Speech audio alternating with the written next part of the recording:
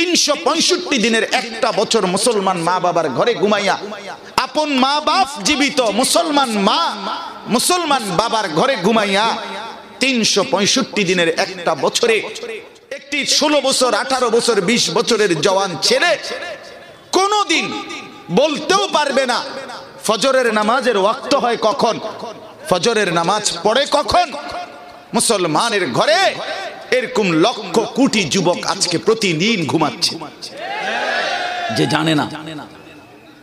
জানে না মায়ের পবিত্র দুধের কথা ভুলে গেছে, নিজের ঈমান ইসলামের আত্মপরিচয় টোটালি ভুলে গেছে। শিক্ষা ব্যবস্থার নামে যা বুঝাইতে চাচ্ছে তা এতটাই সদরবদর, এতটাই এলোমেলো। কি বলতে চাচ্ছে এই শিক্ষা বিভাগের কর্মকর্তা, এরাই কথাটা এখনো পর্যন্ত বুঝাইয়াই কইতে পারতেছে না যে কি কইতে চাইতেছে। হেরা কইয়া হেরা হাসা দেয়, হেরা নিজেরাই বুঝে না, হেরা নিজেরাই বোঝে। চরিত্রহীনতার কি পরিমাণ উৎসব চলছে এই বাংলাদেশে। ইউরোপের সমস্ত কিছু প্রতিদিন আমদানি করছে, ইউরোপের সমস্ত কালচার, নোংরামি, অসভ্যতা। আমার বাপ এই অবস্থায় মাত্র 53 বছর একটি দেশে, এই মুহূর্তে এই বাংলাদেশে এমন অসংখ্য যুবক যুবতীর পরিষ্কার স্লোগান আছে, যারা নিজেদেরকে ট্রান্সজেন্ডার দাবি করে, যাদের পরিষ্কার বক্তব্য যে মানুষের দেহটা মূল নয়, মনটা মূল। কারো দেহের অঙ্গ যদি ছেলের হয় কিন্তু সে যদি মনে করে আমি মেয়ে, তাহলে সে মেয়ে। হ্যাঁ, কারো দেহের অঙ্গ মেয়ে কিন্তু সে যদি মনে করে মনের মধ্যে যে আমি ছেলে, তাহলে তাকে ছেলেদের সাথে থাকতে দিতে হবে, চলতে দিতে হবে, উঠতে বসতে দিতে হবে। এই ট্রান্সজেন্ডারের নামে লেটেস্ট এবং খসড়া আইন করার সমস্ত প্রস্তুতি রেডি করা আছে। সমকামিতা এবং অশ্লীলতা, জিনা, ব্যভিচার পরিষ্কার স্পষ্ট বুদ্ধিজীবীদের বক্তব্য আছে এই বাংলাদেশে যে শিশু যারা, তাদের মধ্যে কোন শিশুর মধ্যে কোন ছেলে মেয়ে বলতে কিছু নাই। শিশু বলতে শিশু হে কোনো ছেলে মেয়ে হয় না। কথা বোঝেন না আপনি? এখন প্রশ্ন হলো, বাংলাদেশে শিশু তো হলো 18 বছরের নিচে সবাই শিশু, সরকারি আইনে সব শিশু। তাইলে বোঝা গেল 12 বছরের, 14 বছরের, 16 বছরের ছেলে মেয়ে, 10 বছরের ছেলে মেয়ে সব যার যখন যেখানে থাকতে মন চায় থাকবে, চলবে, খাইবে, ঘুমাইবে, রাত কাটাবে, দিন কাটাবে, এরা শিশু। এইভাবে যদি সমাজটা চলে আগামী 20 বছর কোথায় গিয়ে দাঁড়াবে বলেন? কোথায় গিয়ে দাঁড়াবে? আমার বাপ বুট খাইতে খাইতে শুনলে হইতো না। এই কথা বুট খাইতে খাইতে শোনার বিষয় না।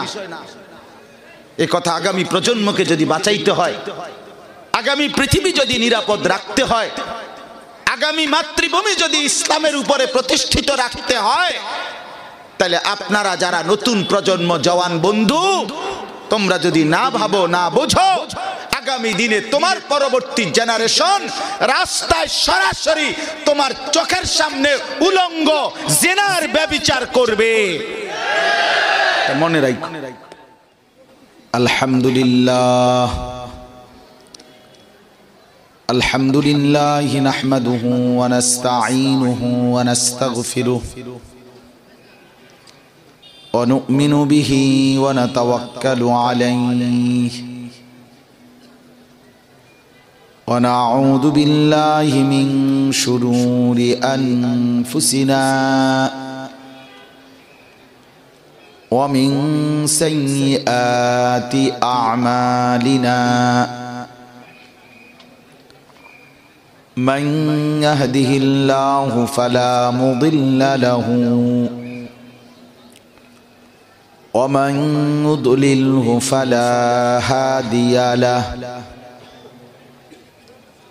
ونشهد أن لا إله إلا الله وحده لا شريك له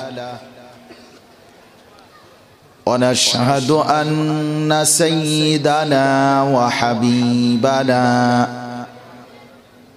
ومولانا محمدا عبده ورسوله أما بعد فأعوذ بالله من الشيطان الرجيم بسم الله الرحمن الرحيم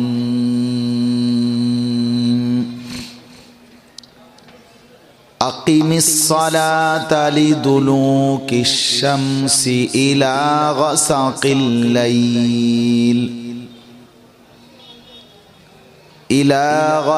الليل وقرآن الفجر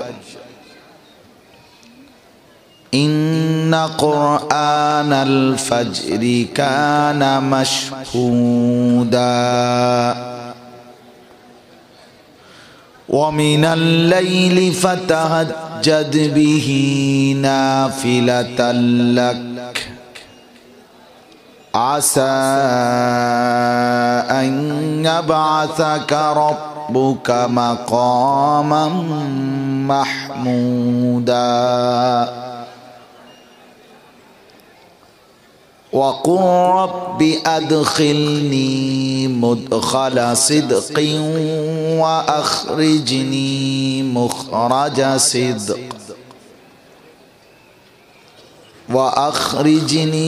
مخرج صدق واجعل لي من لدنك سلطانا نصيرا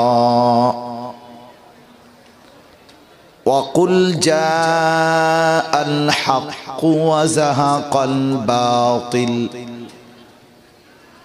إن الباطل كان زهوقا صدق الله مولانا العظيم وقال النبي صلى الله عليه وسلم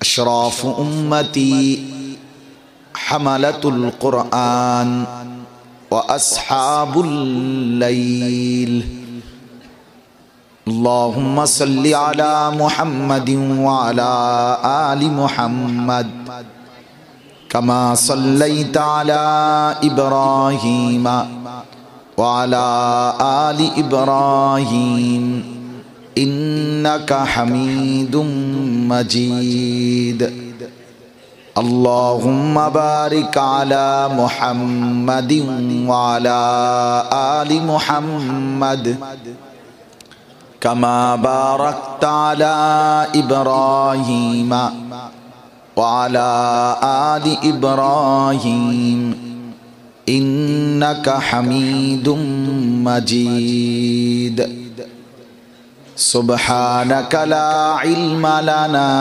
إلا ما علمتنا إنك أنت العليم الحكيم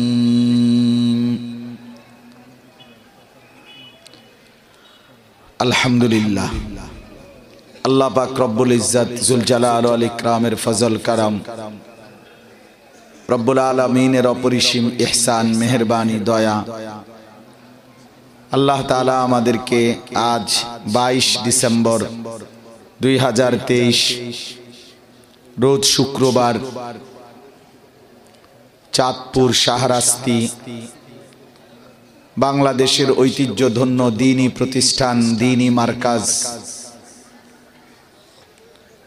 অর্ধ শতাব্দীর চাইতেও বেশি ধরে যেই মাদ্রাসা যেই মার্কাজ অসংখ্য অগণিত ওলামায়ে কেরাম এই দেশ জাতিকে উপহার দিয়েছে দিচ্ছে আমাদের বাংলাদেশের অগণিত বট বৃক্ষ মহিরুহ পরম শ্রদ্ধাভাজন বাংলাদেশের শীর্ষ অনেক বুজুর্গ ওলামায়ে কেরাম যে মাদ্রাসার ছাত্র, জামিয়া ইসলামিয়া আরাবিয়া খেড়িহর মাদ্রাসার 2 দিন ব্যাপী বার্ষিক ওয়াজ ও দোয়ার মাহফিলের প্রথম দিনে এশার নামাজ জামাতের সাথে আদায় করে আল্লাহ তাআলা আমাদেরকে অনেক অনেক শ্রদ্ধাভাজন বুজুর্গ আহলুল্লাহ ওলামায়ে কেরামের সোহবতে বসবার উদ্দেশ্যে আসবার বসবার আল্লাহর জন্যই জমা হওয়ার তৌফিক দান করেছেন। এজন্য আমরা সকলেই বলি আলহামদুলিল্লাহ। সম্মানিত মুআজ্জাজ হাজিরিন, আপনারা সবাই জানেন, আমরাও জানি, খেড়িহর মাদ্রাসা একটি ঐতিহ্যবাহী মাদ্রাসা, বাস্তবিক অর্থেই ঐতিহ্যবাহী, প্রকৃত অর্থেই স্বনামধন্য একটি প্রতিষ্ঠান। এমন একটি ঐতিহ্যবাহী দ্বীনি প্রতিষ্ঠানে 2 দিন ব্যাপী আলহামদুলিল্লাহ অনেক উপযুক্ত হযরত ওলামায়ে কেরাম ধারাবাহিক নসিহত করবেন। এবং আজকেও আমাদের বাংলাদেশের যেই মহান বুজুর্গানে দ্বীন এসেছেন, আমাদের মারকাজুদ দাওয়া আল ইসলামিয়া ঢাকার মুরব্বিগণ আলহামদুলিল্লাহ, যারা আমাদের বাংলাদেশের রত্ন, বাংলাদেশের গর্ব, বাংলাদেশের অহংকার, সারা পৃথিবী খ্যাত ওলামায়ে কেরাম, সেই পরম শ্রদ্ধেয় আমাদের বুজুর্গ ওলামায়ে কেরাম আলহামদুলিল্লাহ এসেছেন, ওনারা উপস্থিত আছেন। এমনিতেও মাদ্রাসাটা ঐতিহ্যবাহী, সব মিলায়া আমার কাছে বাস্তবিক অর্থে কোনো কৃত্রিমতা ছাড়াই আমি অকপটে এটা বলতে পারি যে এমন একটি দ্বীনি প্রতিষ্ঠানে এমন মহান বুজুর্গদের উপস্থিতিতে কথা বলার জন্য আমার বয়সী মানুষদের যথেষ্ট পরিমাণ হিম্মত দরকার, যথেষ্ট পরিমাণ সাহস দরকার। আর সে পরিমাণ সাহস হিম্মত মোটেই আমাদের নাই। তারপরেও আমার অনেক অনেক শ্রদ্ধেয় বর্তমান এই মাদ্রাসার শ্রদ্ধাভাজন মুহতামিম আল্লামা হযরত মাওলানা হুসাইন আহমদ সাহেব দামাত বারাকাতুহুমুল আলিয়া হযরত আমাকে বলেছেন আসার জন্য, এই জন্যই আমরা সামান্য সময়ের জন্য বরকত নেওয়ার উদ্দেশ্যেই অংশগ্রহণ করতে এসেছি। একেবারে অল্প একটু সময় আমি আপনাদের কাছে সামান্য কিছু কথাই আরজ করতে চাই। ইনশাআল্লাহ আমাদের মুরব্বীরা, বড়রা কথা বলবেন, তারাই আমাদেরকে দিক নির্দেশনা দেবেন। আল্লাহ তাআলা আমাদের মহান বুজুর্গদের ছায়া বট বৃক্ষের মতো আমাদের উপরে দীর্ঘস্থায়ী করেন, আমিন। আমার অনেক নওজোয়ান ভাই, অনেক ছেলেরা, আমি প্রথম বসা থেকেই দেখতেছি অনেক ছেলে হাতে ধরে মোবাইল, শুধু এদিক সেদিক ঘুরাইয়া ছবি উঠাচ্ছ। ভাই, তোমার নিজের ছবি, 2 জন একসাথে দাঁড়াইয়া ছবি, অথবা শুধু শুধু এই ছবি। ছেলেরা, আমি অনুরোধ করছি, এটা কোনো বিনোদন কেন্দ্র নয়, এটা পার্ক নয়, এটা ফাইজলামি করার জায়গা না। এখানে কোনো ফাতরামি করার জন্য আসা হয় নাই। অতএব এই অসভ্যতা যে করছো, যারা করছো, উঠে গেলেই ভালো। বাহিরে অনেক গাছপালা, তরুলতা, অনেক কিছু আছে, তুমি সেগুলো গিয়ে উঠাও। এত সুন্দর আল্লাহওয়ালা বুজুর্গদের এই ইন্তেজাম তুমি সেলফি উঠাবার জন্য না। আমি বসেই দেখতেছি। অতএব যতগুলো ছেলে বসছো ভাই, দয়া করে অনুরোধ করছি, যতক্ষণই আল্লাহর কথা শোনো দোস্ত, শতভাগ আন্তরিক মহব্বত নিয়ে, আন্তরিকতা নিয়ে শোনো। এই বড় মোবাইল, এটা যতক্ষণ পর্যন্ত হাতে থাকবে, আমি বললাম স্পষ্ট, কলিজার ভিতরে, দিলের ভিতরে কোনো কথা ঢুকবে না। এই মোবাইলেই জমা হবে। মোবাইলে হুজুরেরও অভাব নাই, ওয়াজেরও অভাব নাই। লক্ষ লক্ষ হুজুর সারা পৃথিবীর কাজ কইরা শীত কইরা হোতাইয়া কইনাইয়া খাড় করাইয়া টানাইয়া হুজুর আছে। বহু রঙের বহু ঢঙ্গের ওয়াজ সব আছে এটার ভিতরে, কিন্তু আমার জিন্দেগিতে আছে কিনা এটা দেখার বিষয়, আমার জীবনের পরিবর্তন আছে কিনা এটা দেখার বিষয়। এজন্য প্রিয় ভাই আমার, বন্ধু আমার, এটা আল্লাহ ওয়ালাদের মাহফিল, আর 10টা গতানুগতিক মাহফিলের মতো নয়। সুরের প্রদর্শনী, জনপ্রিয়তার প্রদর্শনী, এই উদ্দেশ্যে এই মাদ্রাসার মাহফিল না। এই জন্য আমি অনুরোধ করছি, সবার কাছে অনুরোধ করছি, বিশেষ করে নওজোয়ান ছেলেরা, বাপ কোনোভাবেই ভাইয়া তুমি এই মোবাইলটা হাতে ধইরা রাখো না। আল্লাহর ওয়াস্তে এই বন্ধুর কথা শুনে, এই ভাইয়ের কথা শুনে দয়া করে মোবাইলটা বন্ধ করে দাও, পকেটে নিয়ে আনো, ভালো হবে। আমি বললাম ভালো হবে। জিন্দিগিটা আটকায় ফেলছে এই মোবাইল, এই বড় মোবাইল জিন্দিগিটা বেঁধে ফেলছে।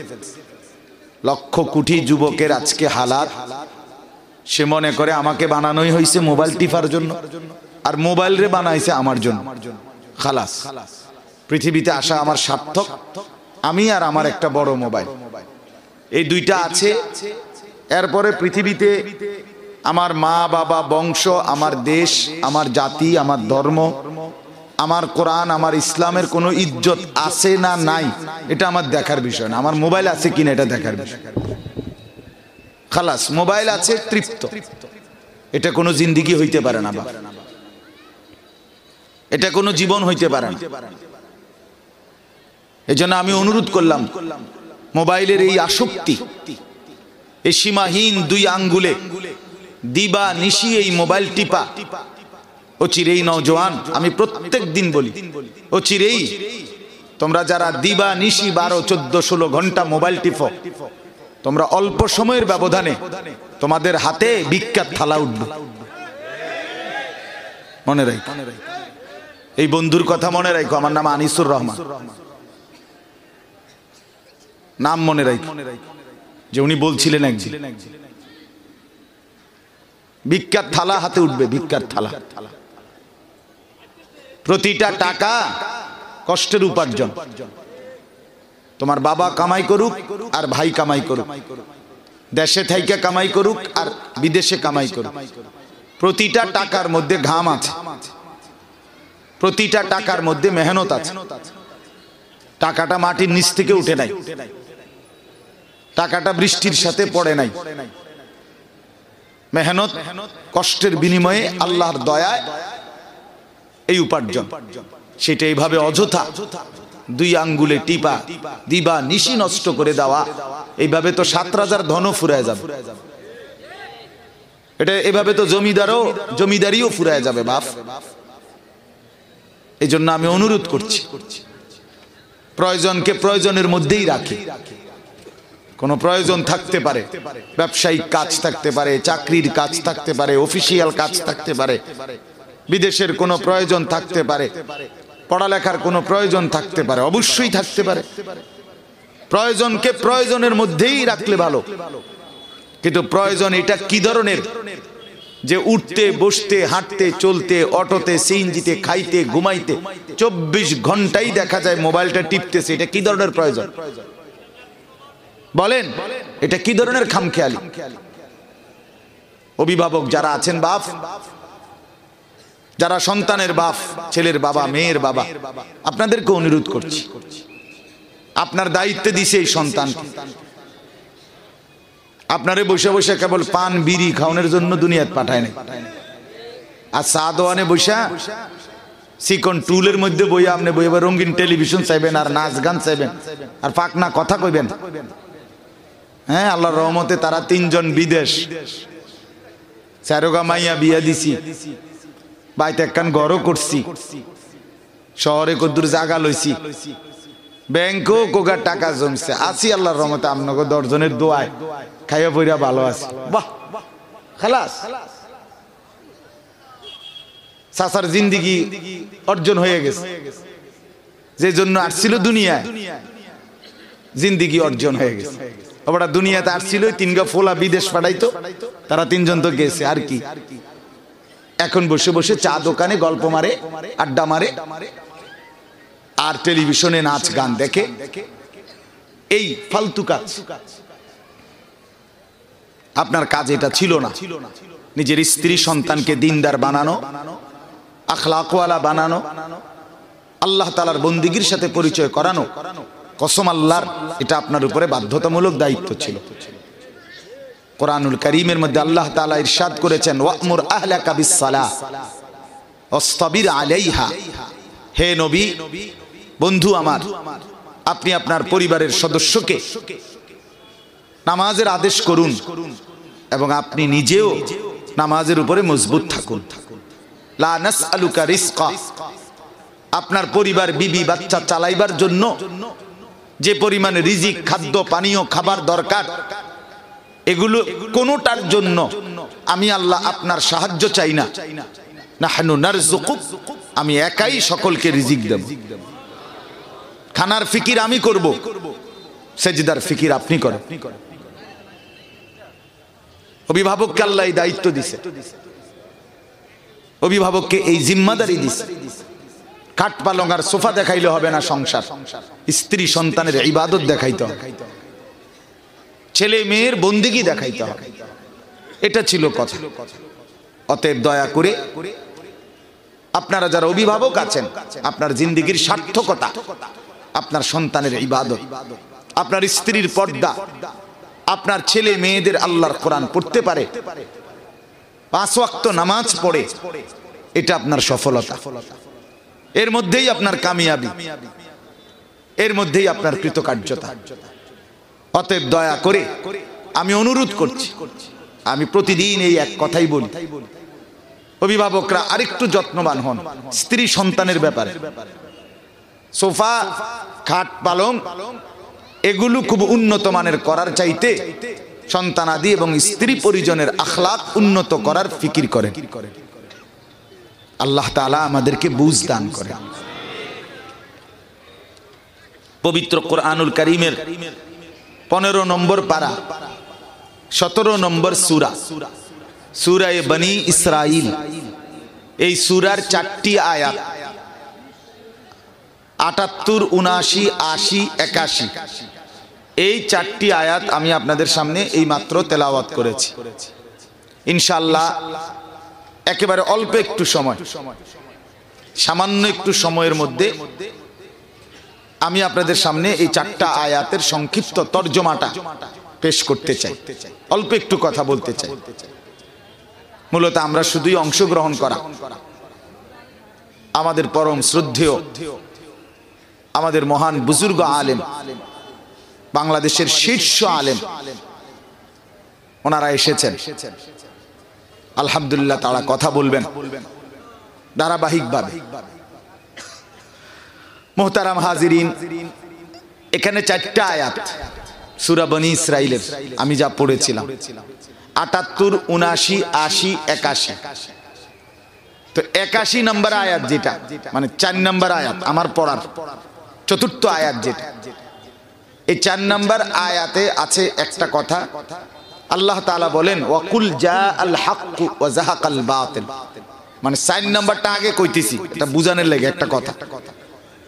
শেষ আয়াত 81 নম্বর আয়াত, যে হে নবী, আপনি বলুন, আপনি ঘোষণা করুন মানুষের মাঝে, আপনার উম্মতের সামনে, জাআল হাক্কু, হকের বিজয় হয়ে গেল, ওয়া যাহাকাল বাতিল, বাতিল হেরে গেল, পরাজিত হয়ে গেল, দূর হয়ে গেল।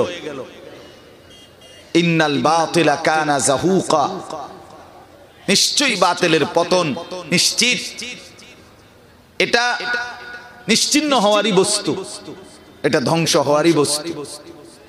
এই কথাটা হলো 4র্থ নম্বর আয়াত, 81 নম্বর আয়াত।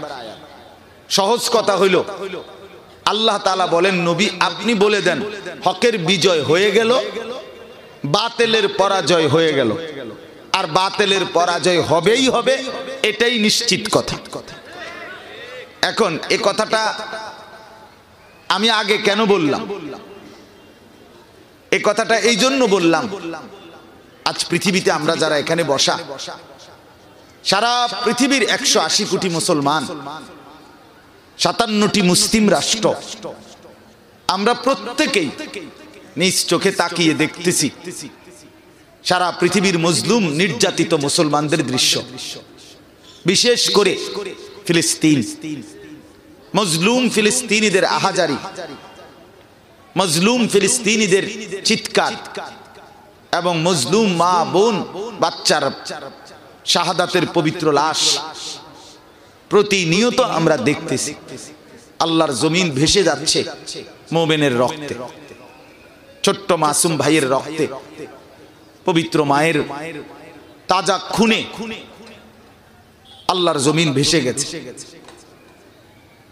এখন লম্বা কোনো আলোচনা না করে আমি শুধু যে কথাটা বলতে চাই, এই যে মজলুম পৃথিবী, ফিলিস্তিন, ইসরায়েলের ইহুদি কাফের বেঈমানরা সেই 1948 সালে সম্পূর্ণ অন্যায়ভাবে সুপরিকল্পিত ষড়যন্ত্রের মাধ্যমে ফিলিস্তিনের মুসলিম জনবসতি থেকে আলাদা করে মুসলমানদের মাটিতে, সোজা কথা আমনের ভিড়াতে, এই বেঈমানরা সম্পূর্ণ অন্যায়ভাবে একটি অবৈধ জারজ রাষ্ট্র ঘোষণা দিয়েছে। সেই থেকে মুসলমান যুদ্ধ করছে তাদের বিরুদ্ধে, জিহাদ ফি সাবিলিল্লাহ। আজকে 75 বছর ধরে লাগাতার ফিলিস্তিনের মুসলমান মজলুম।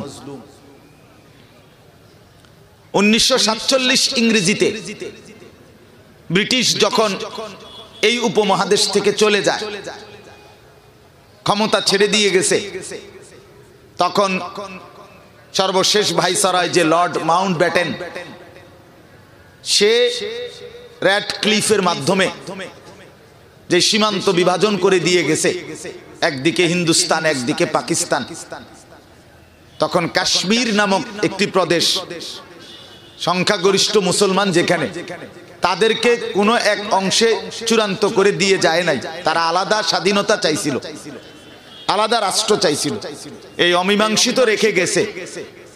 আজকে 76 বছর কাশ্মীরের মুসলমান নির্যাতিত, নিজেদের জীবন দিচ্ছে, শহীদ হচ্ছে প্রতিনিয়ত। 1964 ইংরেজিতে আজকের যেই বার্মা, মিয়ানমার, সেখানে সামরিক সরকার মানে আর্মি সরকার ক্ষমতায় আসছে। এই থেকে নিয়ে আজকে 2023, এই 59 বছর একটানা এই সামরিক সরকারের হাতে, বৌদ্ধ জনগোষ্ঠী কাফেরদের হাতে রোহিঙ্গা মুসলমানরা, আরাকানের মুসলমানরা নির্যাতিত, জুলুমের শিকার, রক্ত দিচ্ছে, শহীদ হচ্ছে। 59 বছর। তা আমি শুধু এই 3টা উদাহরণ বলতেছি, অনেক উদাহরণ দেয়া যাইতো। ফিলিস্তিন আজকে 75 বছর ধরে মজলুম, কাশ্মীর আজকে 76 বছর ধরে মজলুম, আরাকানের রোহিঙ্গা মুসলমানরা 59 বছর ধরে মজলুম। এই লম্বা সময় ধরে তারা জুলুম আর নির্যাতনের শিকার। এখন আমাদের শুধু এটাই প্রশ্ন আমাদের মনিবের কাছে, যে আমাদের এই মুসলমানদের বিজয় সারা পৃথিবী জুড়ে যেখানে যেখানে মুসলমান নির্যাতিত, আমাদের বিজয় কি আর আসবে না? আমরা কি আর ফিলিস্তিনের বিজয় দেখব না? আমরা কি আর কাশ্মীরের বিজয় দেখব না? আমরা কি আর আরাকানের রোহিঙ্গা মুসলমানদের বিজয় দেখব না? মনে করেন আমার বয়স 42 বছর, 1981 সনে আমার জন্ম, তাহলে আমি 42 বছর রানিং। এখন 42 বছর আমার বয়স যদি হয়, তাহলে ফিলিস্তিনের মজলুম 75 বছর, কাশ্মীর 76 বছর, রোহিঙ্গারা 59 বছর, তাহলে আমার বয়স 42। আমি যদি ফিলিস্তিনের সন্তান হতাম, আমি যদি কাশ্মীরের সন্তান হইতাম, আমি যদি রোহিঙ্গা সন্তান হইতাম, তাহলে তো আজ 42 বছর যদি আমি হায়াতও পাইতাম, তাইলে আমি 42 বছর জন্মের পর থেকে কোনোদিন সুখ তো দেখলাম না, নিরাপত্তা তো দেখলাম না। কারণ তার চাইতে বেশি দিন ধরে তো তারা নির্যাতিত, আমার বয়সের চাইতে বেশি না। কথা বুঝতেছেন কিনা? কল্পনা করেন আমি আমাকে। তাইলে আমরা যদি আল্লাহ পাকের কাছে, আমাদের রব্বুল আলামিনের কাছে জানতে চাই, মালিক আমাদের বিজয় কি আসবে না? আমরা কি আবার মুসলমানদের অতীত ইতিহাসের সেই বিজয় আর ফিরে পাবো না কোনোদিন? এই আল্লাহ তাআলা এই কথার জবাবে কোরআনুল কারীমে বিভিন্ন আঙ্গিকে, ভিন্ন ভিন্ন জায়গায় আমাদের সফলতা, আমাদের বিজয়, আমাদের বেঁচে থাকার নিরাপত্তা, দুনিয়াতে, আখিরাত তো আছেই, দুনিয়াতে আমাদের জান মাল ইজ্জত আব্রু, আমাদের সম্মান নিয়ে বেঁচে থাকা, ইসলামের পরিচয় নিয়ে, আত্মমর্যাদা নিয়ে বেঁচে থাকা, সার্বিক নিরাপত্তার জন্য আমাদের করণীয় কি, কি করা উচিত? আমরা আমনে একটা বুদ্ধি কন, আমি একটা বুদ্ধি কই, এমনে না, এইভাবে হবে না। বুদ্ধি যদি আমরা আমরা করি, মুসলমানদের বিজয়, মুসলমানদের সফলতা কোনোদিনও আসবে না, নিজেরা বুদ্ধি খাটাইলি। আর আমরার দেশে যদি বুদ্ধি লয় তো তো সারছি। বুদ্ধির জন্য শুধু বাংলাদেশে যদি কেউ বুদ্ধির একটা বক্স রাখে বা 2-4-50টা, তাহলে বক্স পুরা, বালতি পুরা, বস্তা ফুরা, এরপরও বুদ্ধি থাইকা যাবে। বুদ্ধি দৌনের লেগে এরপরও লক্ষ লক্ষ লোক দাঁড়ায় থাকবো যে ভাই এখন তার জায়গা নাই, বুদ্ধি কোনানে দাও। এই পরিমাণ বুদ্ধি আল্লাহর রহমতে আমরা বাংলাদেশ। আমি এইবার জুন মাসে আমার মাদ্রাসায়, এই জুন মাসে বৃষ্টির সিজনে হাফেজ ছাত্রদের পাগড়ি প্রদান উপলক্ষে মাহফিল করছিলাম। বড় বড় অনেক আলেম দাওয়াত দিছিলাম। আল্লামা মাহফুজুল হক সাহেব, আল্লামা মুফতি আরিফ বিন হাবিব সাহেব, আল্লামা হাসান জামিল সাহেব, আরো অনেক ওলামায়ে কেরাম আসছিলেন। তো দুপুরবেলা প্যান্ডেলে এমন বৃষ্টি নামছে, তখন আমি প্যান্ডেল থেকে থুইয়া মাদ্রাসায়, মসজিদ যে অল্প কদ্দুর জায়গা, ছোট্ট মাদ্রাসা, ওইখানে নিয়ে আসছি সব তাড়াতাড়ি করে, অনেক লোকজন। তো আইনা ওয়াজ শুরু করাই দিছি, কিন্তু ওয়াজ তো চলছে মাশাআল্লাহ। আমি যে বসছি গিয়া ওই অফিস দফতরে, এই পরিমাণ বুদ্ধি আমারে দিতেছিল মানুষ। আল্লাহু আকবার, আল্লাহু আকবার। প্রতিটা শ্রোতা আইসা মানে সবাই একটা একটা বুদ্ধি দিতেছে, মানে কি করা উচিত আমার এখন। শেষে আমি নিজে গিয়া মাহফিলের ওই মসজিদে যে মাইকটা, একবারে সরাসরি এরকম মাইকে গিয়া ঘোষণা দিয়া বলছি যে সম্মানিত উপস্থিতি, আপনারা যারা শ্রোতা হিসেবে আসছেন, আল্লাহর ওয়াস্তে, আল্লাহর দোহাই, আপাতত আর আমি বুদ্ধি নিতে পারতেছি না। একেবারে ইমানদারি কথা, ঘোষণা দিয়ে বুদ্ধি থামাইছি। হ্যাঁ হ্যাঁ, ঘোষণা দিছি মাইকে যে আপনারা আল্লাহর দোহাই আমারে আর বুদ্ধি দিয়েন না। আমি যেই বুদ্ধি দিছি এডি মিলাইতে আমার বছর খানিক লাগে যাবে, আর নতুন বুদ্ধি আপাতত নিতেছি না এই বছর। আর যদি আল্লাহ কোনোদিন তৌফিকে দেয় ভবিষ্যতে আবার বুদ্ধি নিমু, কিন্তু এই বছর শেষ, আর বুদ্ধি আর না। মানে বুদ্ধির চোটে, বুদ্ধির অত্যাচারে মাইকে ঘোষণা দিয়ে থামাই দিয়েছে। এই জন্য বললাম কি করা উচিত, এটা যদি আমরা বুদ্ধি দেই, এই এখানকার বুদ্ধিতে সারবো, আর লাগবে না। গাজা উপত্যকায় নয়, 180 কোটি মুসলমানের বিরুদ্ধেই যুদ্ধ করছে, এবং তাদের এটা সিদ্ধান্ত, তারা গ্রেট ইসরায়েল প্রতিষ্ঠা করবে। গোটা আরব বিশ্ব, এমনকি মদিনার রওজা পাক, রাসূলুল্লাহ সাল্লাল্লাহু আলাইহি সাল্লামের পবিত্র রওজা পর্যন্ত, তার চাইতে বেশি এলাকা নিয়ে একটি গ্রেট মহারাষ্ট্র প্রতিষ্ঠার স্বপ্ন তাদের। আগামী দিনে যেই দাজ্জাল আসবে, আল্লাহ নবী সাল্লাল্লাহু আলাইহি সাল্লাম বলছেন হাদিসে, সমস্ত হাদিসের কিতাবে দাজ্জালের কথা।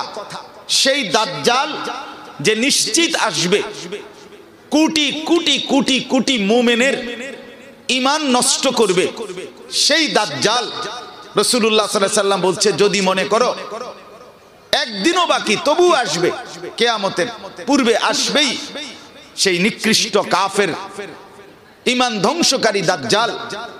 এই আজকের ইসরায়েলের ইহুদি বেঈমানরা, এই জালেমরা অপেক্ষা করছে সেই দাজ্জালকে বরণ করে নেয়ার জন্য, এবং তাদের বিশ্বাস তারা তাকে দাজ্জাল বলে না, মাসিহ বলে, ত্রাণকর্তা বলে। তারা অপেক্ষা করছে এই জেরুজালেমে, বাইতুল মুকাদ্দাসে, ফিলিস্তিনে সেই দাজ্জাল আবির্ভাব হবে এবং ইহুদিদেরকে সাথে নিয়ে সারা বিশ্ব শাসন করবে এবং মুসলমানদেরকে নিশ্চিহ্ন করবে। এই স্বপ্ন নিয়ে তারা ওইখানে।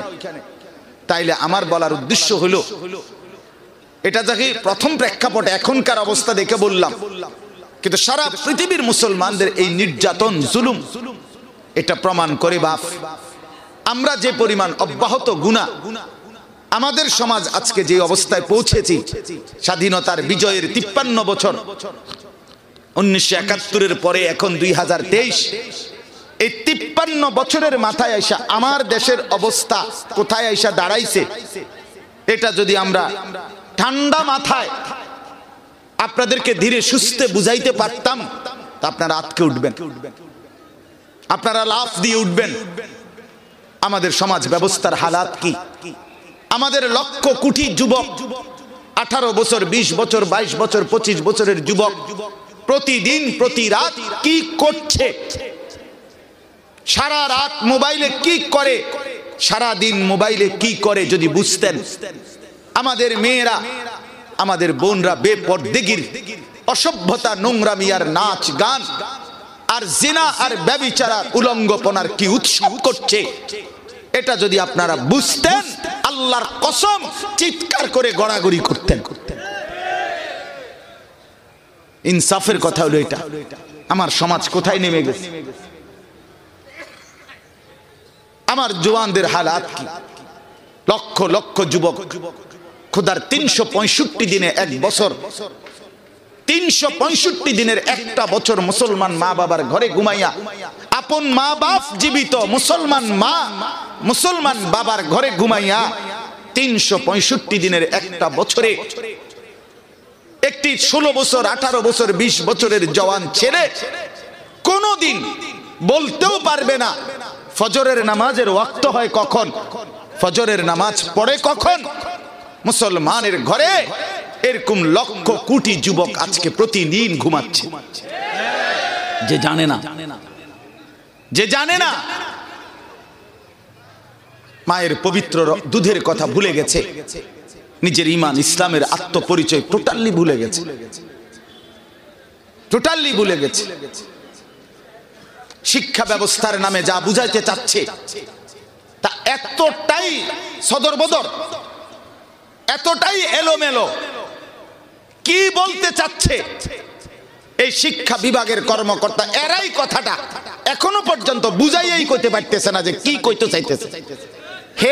হেরা কইয়া হেরা হাসা দেয়, হেরা নিজেরাই বুঝে না, হেরা নিজেরাই বোঝে। চরিত্রহীনতার কি পরিমাণ উৎসব চলছে এই বাংলাদেশে। ইউরোপের সমস্ত কিছু প্রতিদিন প্রতিদিন আমদানি করছে, ইউরোপের সমস্ত কালচার, নোংরামি, অসভ্যতা। আমার বাপ এই অবস্থায় মাত্র 53 বছর একটি দেশে, এই মুহূর্তে এই বাংলাদেশে এমন অসংখ্য যুবক যুবতীর পরিষ্কার স্লোগান আছে, যারা নিজেদেরকে ট্রান্সজেন্ডার দাবি করে, যাদের পরিষ্কার বক্তব্য যে মানুষের দেহটা মূল নয়, মনটা মূল। কারো দেহের অঙ্গ যদি ছেলের হয়, কিন্তু সে যদি মনে করে আমি মেয়ে, তাহলে সে মেয়ে। হ্যাঁ হ্যাঁ, কারো দেহের অঙ্গ মেয়ে, কিন্তু সে যদি মনে করে মনের মধ্যে যে আমি ছেলে, তাহলে তাকে ছেলেদের সাথে থাকতে দিতে হবে, চলতে দিতে হবে, উঠতে বসতে দিতে হবে। এই ট্রান্সজেন্ডারের নামে লেটেস্ট এবং খসড়া আইন করার সমস্ত প্রস্তুতি রেডি করা আছে। সমকামিতা এবং অশ্লীলতা, জিনা, ব্যভিচার পরিষ্কার স্পষ্ট বুদ্ধিজীবীদের বক্তব্য আছে এই বাংলাদেশে যে শিশু যারা, তাদের মধ্যে কোন শিশুর মধ্যে কোন ছেলে মেয়ে বলতে কিছু নাই। শিশু বলতে শিশু শিশু, হ্যাঁ, কোনো ছেলে মেয়ে হয় না। কথা বোঝেন না আপনি? এখন প্রশ্ন হলো, বাংলাদেশে শিশু তো হলো 18 বছরের নিচে সবাই শিশু, সরকারি আইনে সব শিশু। তাইলে বোঝা গেল 12 বছরের, 14 বছরের, 16 বছরের ছেলে মেয়ে, 10 বছরের ছেলে মেয়ে সব যার যখন যেখানে থাকতে মন চায় থাকবে, চলবে, খাইবে, ঘুমাইবে, রাত কাটাবে, দিন কাটাবে, এরা শিশু। এইভাবে যদি সমাজটা চলে আগামী 20 বছর কোথায় গিয়ে দাঁড়াবে বলেন? কোথায় গিয়ে দাঁড়াবে? আমার বাপ বুট খাইতে খাইতে শুনলে হইতো না। এই কথা বুট খাইতে খাইতে শোনার বিষয় না। এই কথা আগামী প্রজন্মকে যদি বাঁচাইতে হয়, আগামী পৃথিবী যদি নিরাপদ রাখতে হয়, আগামী মাতৃভূমি যদি ইসলামের উপরে প্রতিষ্ঠিত রাখতে হয়, তাহলে আপনারা যারা নতুন প্রজন্ম, জওয়ান বন্ধু, তোমরা যদি না ভাবো, না বোঝো, আগামী দিনে তোমার পরবর্তী জেনারেশন রাস্তায় সরাসরি তোমার চোখের সামনে উলঙ্গ জিনার ব্যভিচার করবে। মনে রাখো, আমরা জুলুমের শিকার হব, আমরাও নির্যাতনের শিকার হব। গুনাহ যখন ভারী হয়ে যায়, পাপ যখন সীমা লঙ্ঘন হয়ে যায়, আল্লাহ তাআলা তখন আমাদের উপরেও অব্যাহত অনবরত জুলুম আর নির্যাতন আমাদের উপরেও আসবে। অতএব আমি আপনাদের কাছে এই কথাটাই বলতে চাচ্ছি যে সারা পৃথিবীর মজলুম মুসলমান যেভাবে জুলুমের শিকার, আমার বাংলাদেশেও আমরা এখন যে অবস্থানে আছি, আগামী কতদিন আমরা এই অবস্থানে থাকতে পারবো তার কোনো নিশ্চয়তা আমাদের মধ্যে নাই। আমাদের চতুর্দিকে গুনার ঢেউ খেলছে, আল্লাহর আযাব আমাদের উপরে ভাসছে, আল্লাহর আযাব আমাদের উপরে অপেক্ষা করছে। সারা পৃথিবীর নির্যাতিত মুসলমান, আর আমরাও যদি আগামী দিনে নির্যাতিত হয়ে যাই, তাহলে আমাদের উত্তরণ মিলবে কিভাবে? আমাদের করণীয়টা কি? আমাদের উচিতটা কি?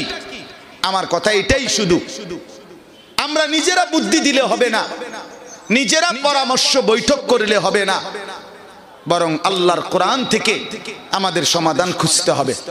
কই থেকে বলেন? কোত্থেকে বলেন?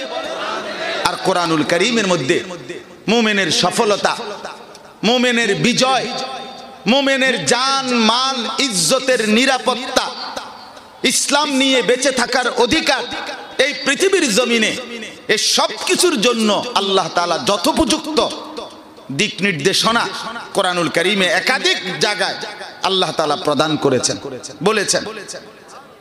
কসম আল্লাহর কোরআনে পর্যাপ্ত পরিমাণ, যথেষ্ট পরিমাণ তথ্য আল্লাহ তাআলা আমাদের জন্য প্রেসক্রিপশন দিয়েছেন।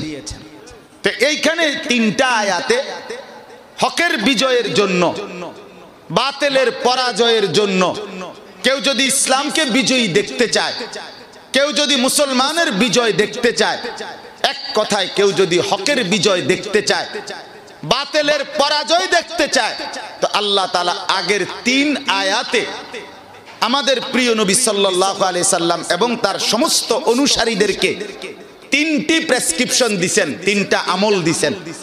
বলছেন, বন্ধু, 3টা আমলে যত্নবান হন আপনি এবং আপনার অনুসারীরা, প্রত্যেকে, সবাই। আল্লাহ বলে এই 3 আমলে যথাযথ যত্নবান হবেন, আমি আল্লাহ ওয়াদা দিলাম আপনার মুখ দিয়া বলে দিবেন যে হকের বিজয় হয়ে গেল, বাতিলের পরাজয় হয়ে গেল। কিন্তু পেছনে কি থাকতে হবে? এই 3টা আমল থাকতে হবে।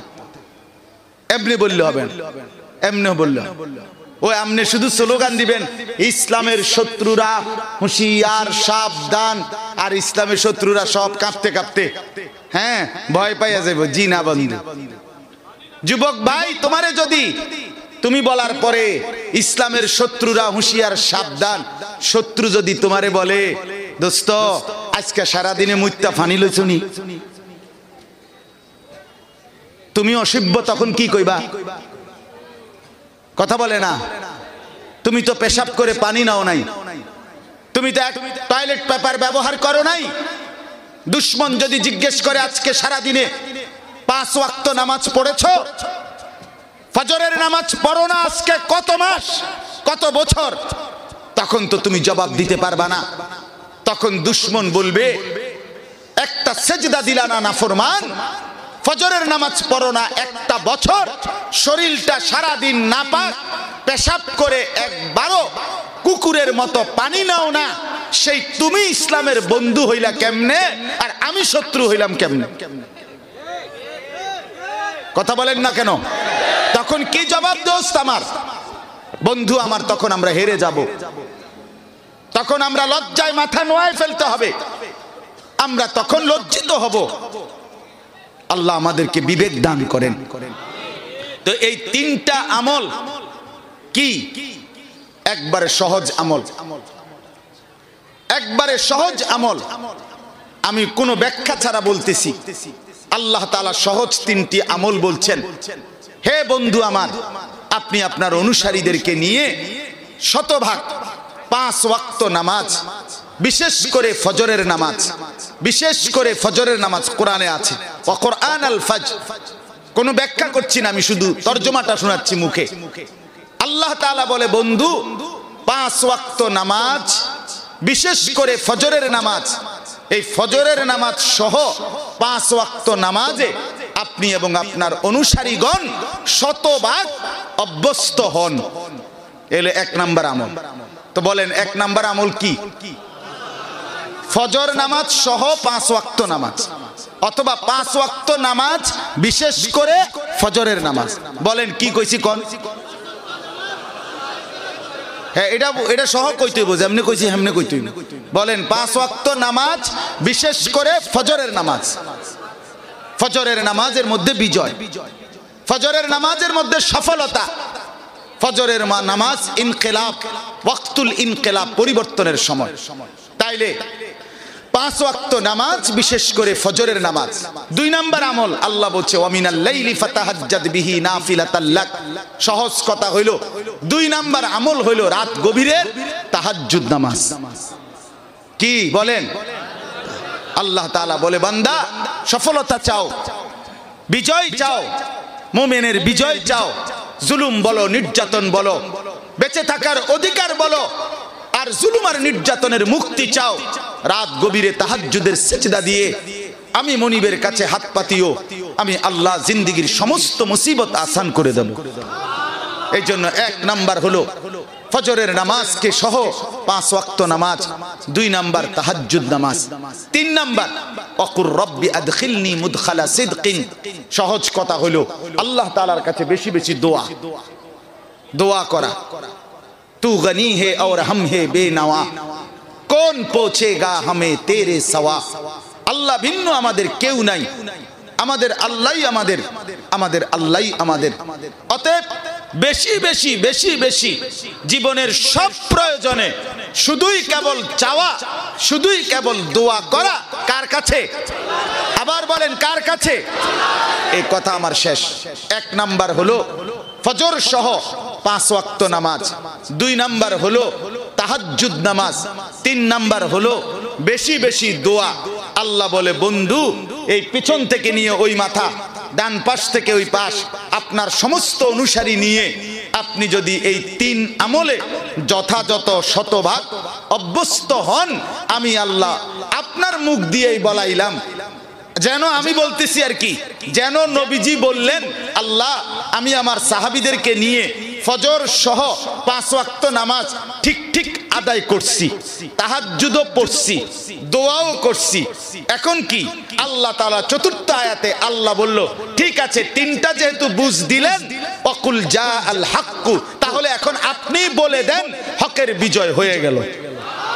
অতএব হককে যদি বিজয় করতে হয়, ইসলাম নিয়ে যদি কারো কলিজায় ভাবনা থাকে, যুবক বন্ধু আগামী দিনে যদি ইসলামের পরিচয় দিয়া অস্বীকার করতে পারবা না। ভোটার আইডি কার্ডে ধর্মের সাথে লেখা আছে ইসলাম, জন্ম নিবন্ধন সনদে ধর্মের সাথে লেখা আছে ইসলাম, পাসপোর্টে ধর্মের সাথে লেখা আছে ইসলাম, একেবারে ছোট্টবেলার টিকা কার্ডের মধ্যে ধর্মের সাথে লেখা আছে ইসলাম। এই পরিচয় আড়াল করা যাবে না, এই পরিচয় ফেলে দেওয়া যাবে না। অতএব ইসলাম নিয়ে যদি বাঁচতে হয়, দিন নিয়ে যদি বাঁচতে হয়, আল্লাহর দোহাই আমার নওজোয়ান বন্ধুরা, ফজরের নামাজকে আপন বানাও, আপন বানাও। 5 ওয়াক্ত নামাজকে লাজিম করো। সবাই তাহাজ্জুদের অভ্যাস করেন, বেশি বেশি মালিকের কাছে দোয়া করেন। ইনশাআল্লাহ বিজয় হবে হকের, পরাজয় হবে বাতিলের। ইনশাআল্লাহ জিতবে ফিলিস্তিন, হারবে ইসরাইল। ইনশাআল্লাহ জিতবে মুজাহিদিন, হারবে বেঈমান। কোনো সন্দেহ নাই, কোনো সন্দেহ নাই। আল্লাহ তাআলা আমাদের প্রত্যেককে 5 ওয়াক্ত নামাজ ফজর সহ এবং তাহাজ্জুদ এবং বেশি বেশি দোয়া করার তৌফিক দান করেন। খেরিহর মাদ্রাসা আল্লাহ কবুল করেন। যেই মহান বুজুর্গদের পবিত্র কদমে এই মাটি সিক্ত হয়েছে, আল্লাহ তাআলা তাদের কবরে সর্বোচ্চ রহম আর করম নূরে রহমত দ্বারা ভরপুর করে দেন। আজকে আমাদের যেই মহান বুজুর্গরা মারকাজুদ দাওয়ার আমাদের মহান হযরতরা এসেছেন এবং আরো যত উলামায়ে কেরাম, আল্লাহ তাআলা সবাইকে সর্বোচ্চ বিনিময় দান করেন। আগামী দিনও এই মাহফিলকে আল্লাহ কবুল করেন। আমিন আমিন। সুবহানাল্লাহি ওয়া বিহামদিহি, সুবহানাকাল্লাহুম্মা বিহামদিকা।